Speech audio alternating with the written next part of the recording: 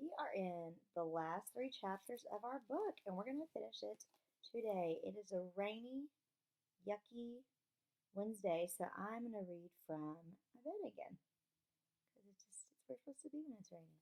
All right, so this is chapter 16, The Chamber of Secrets. We have made it to the chamber, so let's see what beast is inside. All those times we were in that bathroom, and she was just three toilets away, said Ron bitterly at breakfast next day. And we could have asked her, and now it has been hard enough trying to look for spiders, escaping their teachers long enough to sneak into a girl's bathroom, the girl's bathroom, moreover, right next to the scene of the first attack was going to be almost impossible. But something happened in their first lesson. Transfiguration, that drove the Chamber of Secrets out of their minds for the first time in weeks. 10 minutes into the class, Professor McGonagall told them that the exams would start on the 1st of June, 1 week from today. Exams? Howled Seamus Finnegan. We're still getting exams? There was a loud bang behind Harry as Neville Longbottom's wand slipped, vanishing one of the legs on his desk. Professor McGonagall restored it with a wave of her own wand and turned, frowning, to Seamus. The whole point of keeping the school open at this time is for you to receive your education, she said sternly. The exams will therefore take place as usual, and I trust you are all studying hard. Studying it hard? It had never occurred to Harry that there would be exams at the castle in this state. There was a great deal of mutinous muttering around the room, which made Professor McGonagall scowl even more darkly. Professor Dumbledore's instructions were to keep the school running as normally as possible, she said. After that, I need hardly point out, means finding out how much you have learned this year. Harry looked down at the pair of white rabbits he was supposed to be turning into slippers. What had he learned so far this year? He couldn't seem to think of anything that would be useful in an exam. Ron looked as though he had just been told he had to go and live in the Forbidden Forest. Can you imagine me taking exams with this? He asked Harry, holding up his wand, which had just started whistling loudly. 3 days before their first exam, Professor McGonagall made another announcement at breakfast. I have good news, she said, to the great hall, instead of falling silent, erupted. Dumbledore's coming back, several people yelled joyfully. You caught the heir of Slytherin, squealed a girl at the Ravenclaw table. Quidditch matches are back on, roared Wood excitedly. When the hubbub had subsided, Professor McGonagall said, Professor Sprout has informed me that the mandrakes are ready for cutting at last. Tonight we'll be able to revive those people who have been petrified. I need hardly remind you all that one of them may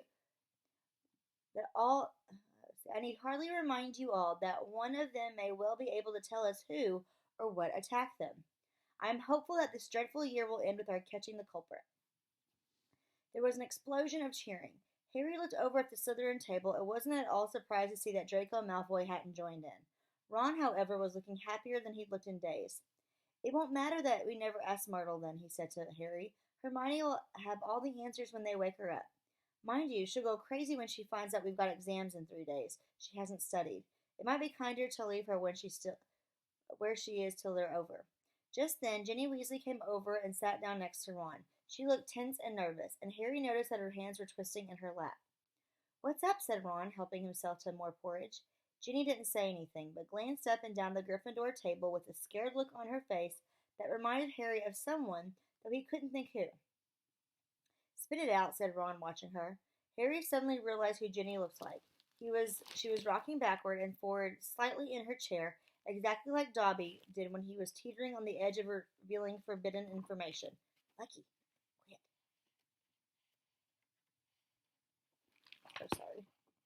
Can't turn the page. I've got to tell you something, Ginny mumbled, carefully not looking at Harry. What is it? Said Harry. Ginny looked as though she couldn't find the right words. What? Said Ron. Ginny opened her mouth, but no sound came out. Harry leaned forward and spoke quietly so that only Ginny and Ron could hear him. Is it something about the Chamber of Secrets? Have you seen something? Someone acting oddly? Ginny drew a deep breath in, and at the precise moment, Percy Weasley appeared, looking tired and wan. If you're finished eating, I'll take that seat, Ginny. I'm starving. I've only just come off patrol duty. Ginny jumped up as though her chair had just been electrified, gave Percy a fleeting, frightened look, and scampered away. Percy sat down and grabbed a mug from the center of the table. Percy, said Ron angrily. She was about to tell us something important. Halfway through a gulp of tea, Percy choked. What sort of thing? He said, coughing.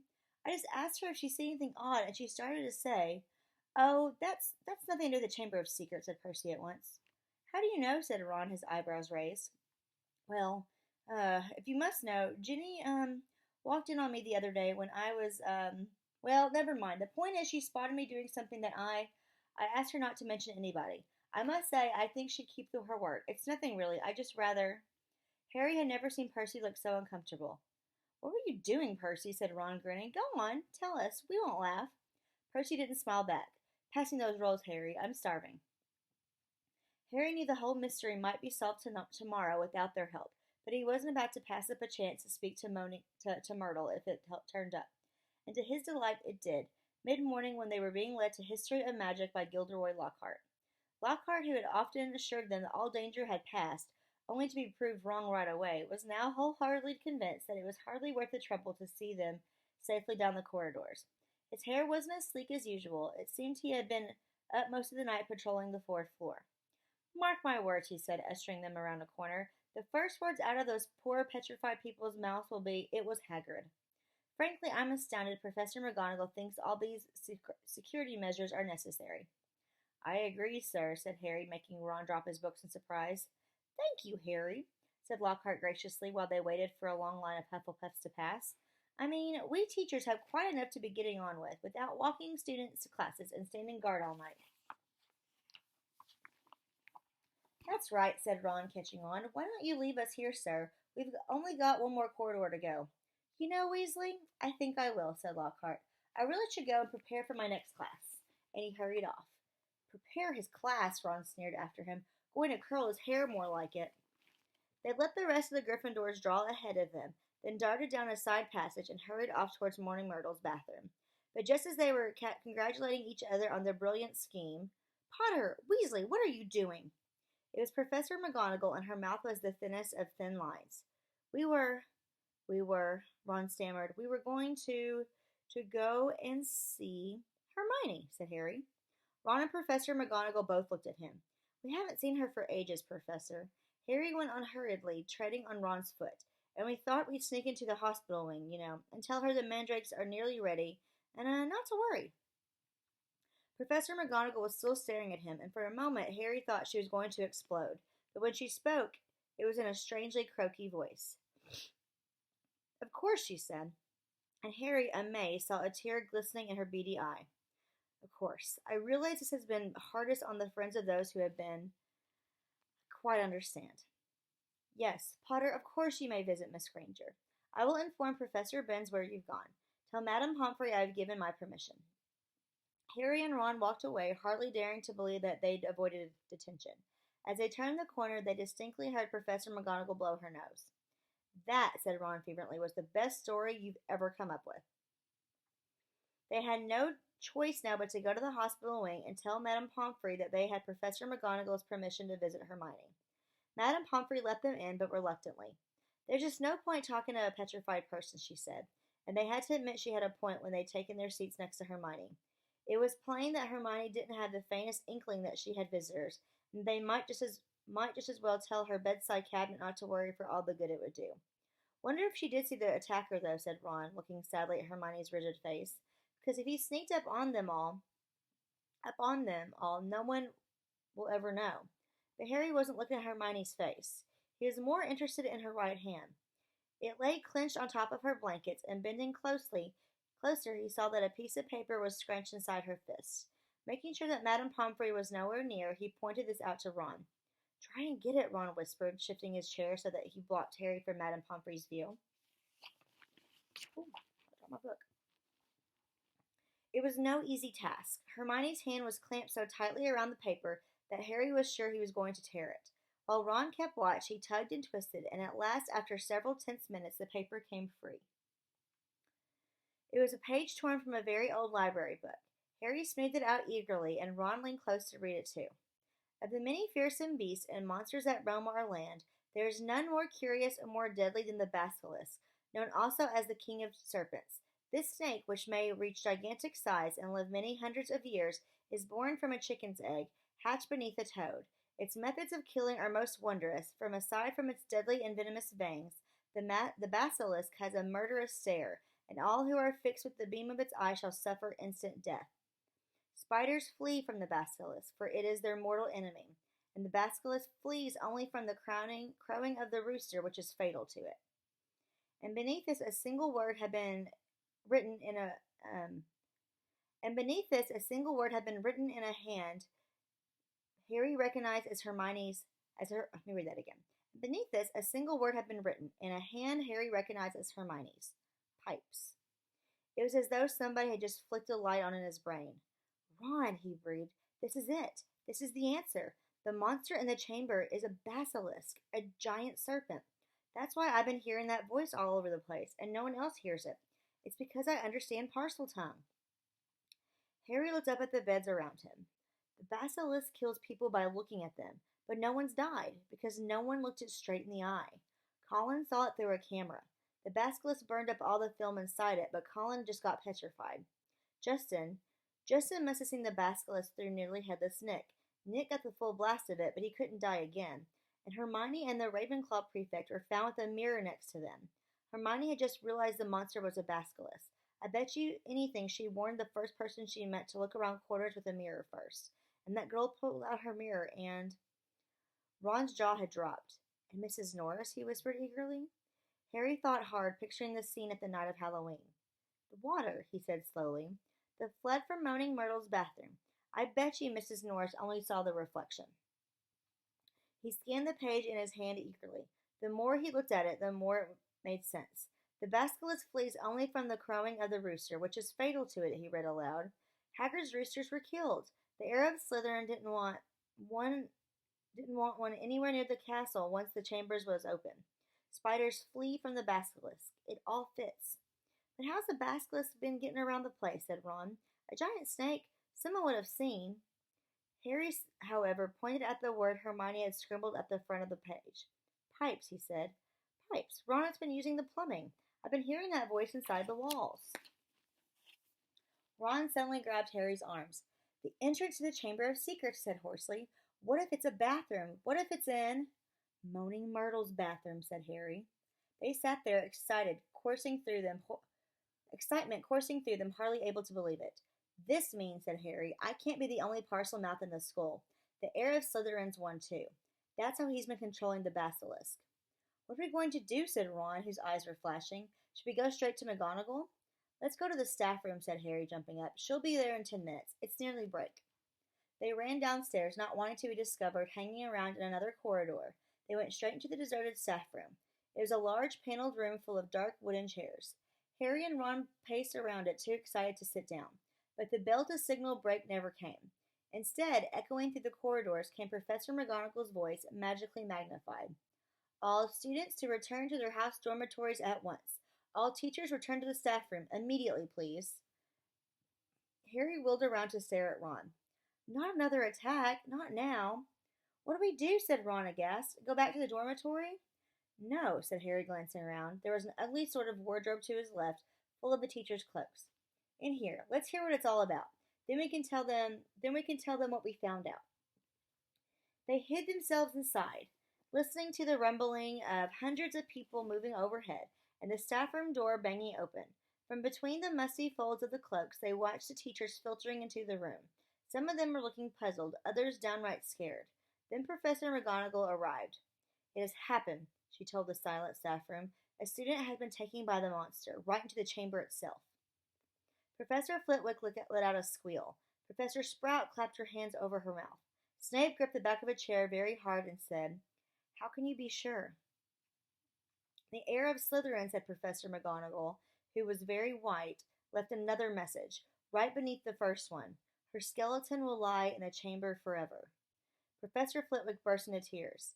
Who is it? Said Madame Hooch, who had sunk weak-kneed into a chair. Which student? Ginny Weasley, said Professor McGonagall.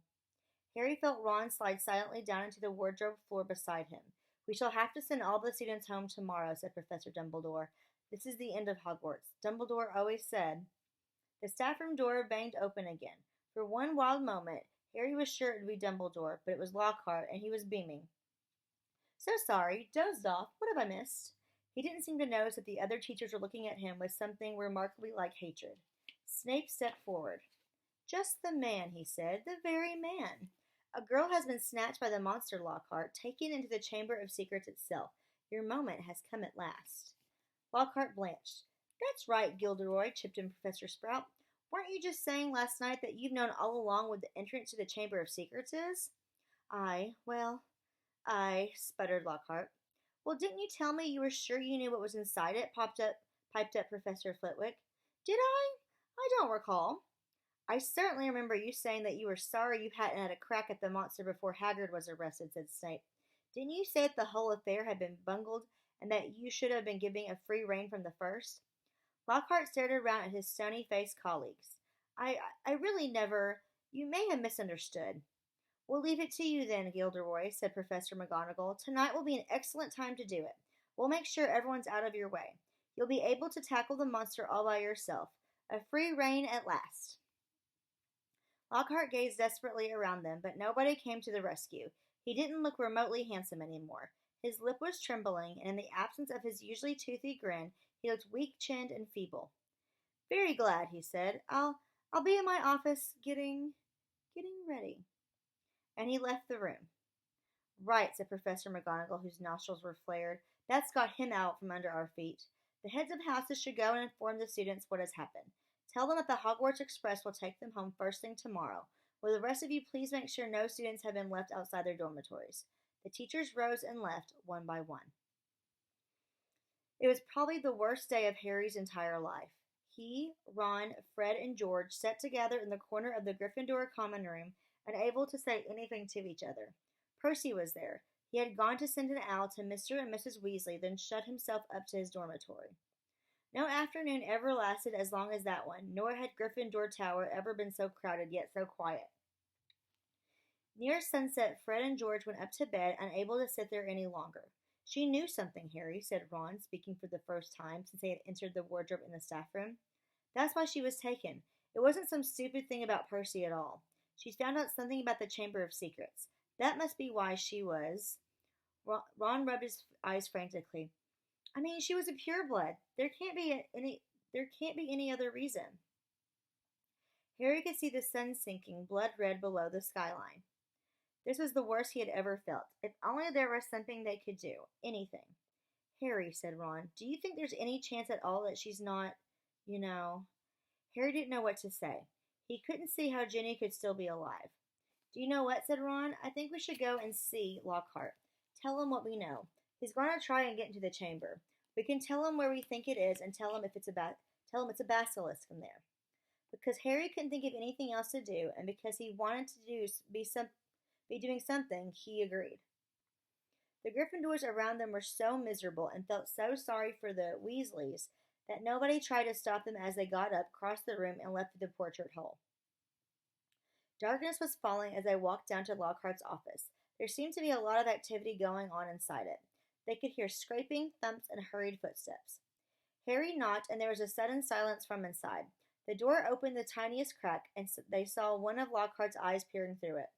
Oh, Mr. Potter, Mr. Weasley, he said, opening the door a bit wider. I'm rather busy at the moment. If you would be quick. Professor, we got some information for you, said Harry. We think it'll help you. Well, it's not terribly... The side of Lockhart's face that they could see looked very uncomfortable. All right.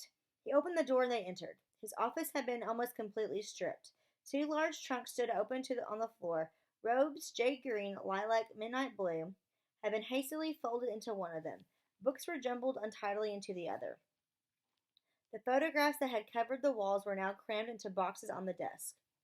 Are you going somewhere? Said Harry. Well, yes, said Lockhart, ripping a life-size poster of himself from the back of the door as he spoke and starting to roll it up. Urgent call. Unavoidable. Gotta go. What about my sister? Said Ron jerkily. Well, as to that, most unfortunate, said Lockhart, avoiding their eyes as he wrenched open a drawer and started emptying the contents in a bag. No one regrets more than I. You're the defense against the dark arts teacher, said Harry. You can't go now, not with all the dark stuff going on here. Well, I must say, when I took the job, Lockhart muttered, now piling socks on top of his robes. Nothing in the job description. Didn't expect. You mean you're running away? Said Harry disbelievingly. After all that stuff you did in your books? Books can be misleading, said Lockhart delicately. You wrote them, Harry shouted. My dear boy, said Lockhart, straightening up and frowning at Harry, do use your common sense. My books wouldn't have sold half as well if people didn't think I'd done all those things. No one wants to read about some ugly old Armenian warlock, even if he did save a village from werewolves. He'd look dreadful on the front cover. No dress sense at all.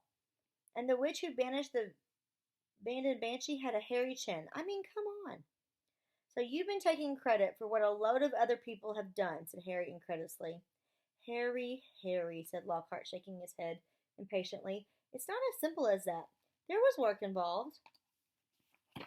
I had to track those people down, ask them exactly what they managed to do, how they managed to do what they did. Then I had to put a memory charm on them so they wouldn't remember doing it. If there's one thing I pride myself in, it's my memory charms.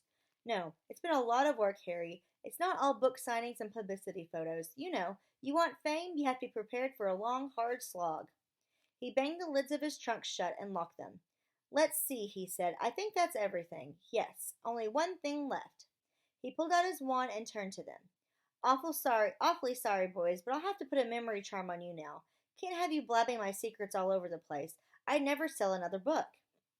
Harry reached his wand just in time. Lockhart had barely raised his when Harry bellowed, Expelliarmus! What I said at that time.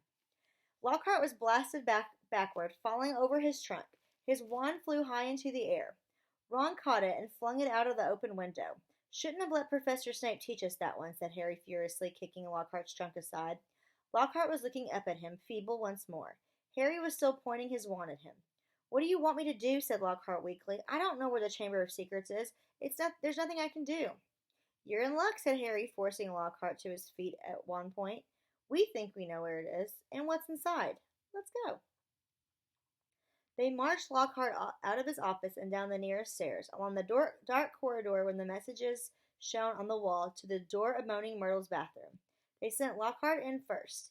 Harry was pleased to see that he was shaking. Moaning Myrtle was sitting on the tank of the inn toilet. Oh, it's you, she said when she saw Harry. What do you want this time?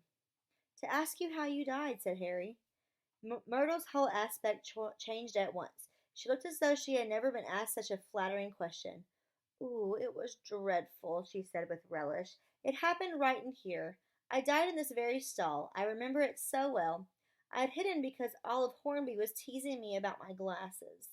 The door was locked, and I was crying, and then I heard somebody come in. They said something funny, a different language. I think it must have been. Anyway, what really got me was that it was a boy speaking, so I unlocked the door, told him to go, and use his own toilet, and then... Myrtle swelled importantly, her face shining. I died. How? Said Harry. No idea, said Myrtle in hushed tones. I just remember seeing a pair of great, big, yellow eyes. My whole body sort of seized up, and then I was floating away. She looked dreamily at Harry, and then I came back again. I was determined to haunt Olive Hornby, you see. Oh, she was sorry she ever laughed at my glasses. Where exactly do you see the eyes? Where exactly did you see the eyes? Said Harry. Somewhere there, said Myrtle, pointing vaguely toward the sink in front of her toilet. Harry and Ron hurried over to it. Lockhart was standing well back, a look of utter terror on his face. It looked like an ordinary sink. They examined every inch of it, inside and out, including the pipes below, and then Harry saw it. Scratched on the side of one of the copper taps was a tiny snake. That tap's never worked, said Myrtle brightly as he tried to turn it. Harry, said Ron, say something in Parseltongue. But Harry thought hard. The only times he'd ever managed to talk Parseltongue were when he'd been faced with a real snake. He stared hard at the tiny engraving, trying to imagine it was real. Open up, he said. He looked at Ron, who shook his head.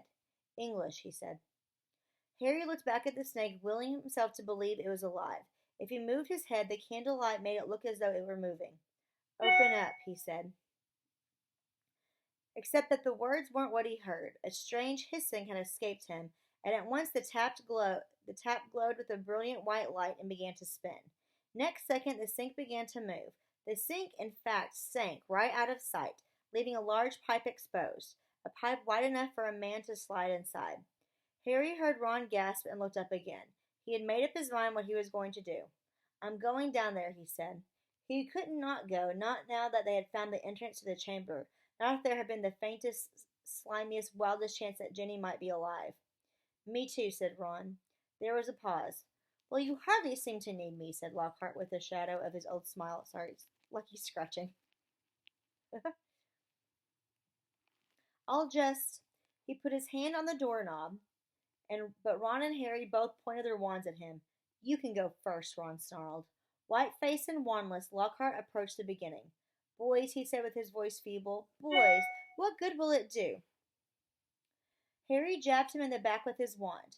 Lockhart slid his legs into the pipe. I really don't think, he started to say, but Ron gave him a push, and he slid out of sight. Harry followed quickly. He lowered himself slowly into the pipe, then let go. It was like rushing down an endless, slimy, dark slide.